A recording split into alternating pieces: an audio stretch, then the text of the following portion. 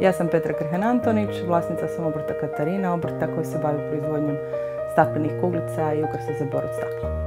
Posao je počeo prije 30 godina kada su mama i tata počeli iz hobija izrađivati kuglice. I onda su te kuglice poklanjali prijateljima i onda s vremenom jednostavno ta strast za tim kuglicama iz male manufakturne radionice prešla u obrt. Kuglice se izrađuju iz staklenih cijevi. Iz cijevi se izrađuju ampule koje se zagrijavaju na plamenu, iz kojeg se ispušu kuglice.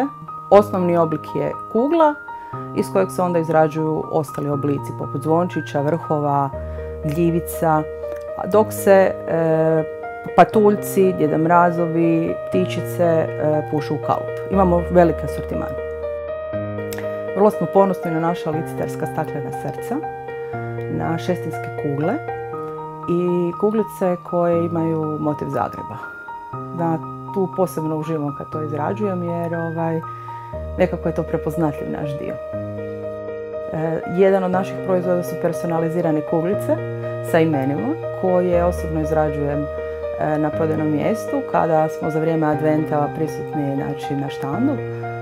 To je jako meni veselje zato što mami osmijeh na lice našim kupcima. To je jedan onako idealan personalizirani poklon. Osim njih radimo i zahvalnice za vjenčanja kada je to doba godine, jel? I recimo nekakve poslovne poklone za privatne tvrtke. Nadamo se, s obzirom da ne postoji više škola za staklopuhače i da je ovih obrta vrlo malo ostalo još, možda 2-3 svega, ne znam koliko ih je registriranih, suprug i ja ćemo se i dalje baviti time dok god naše kuglice mame osmijeh na lica našim kupcima.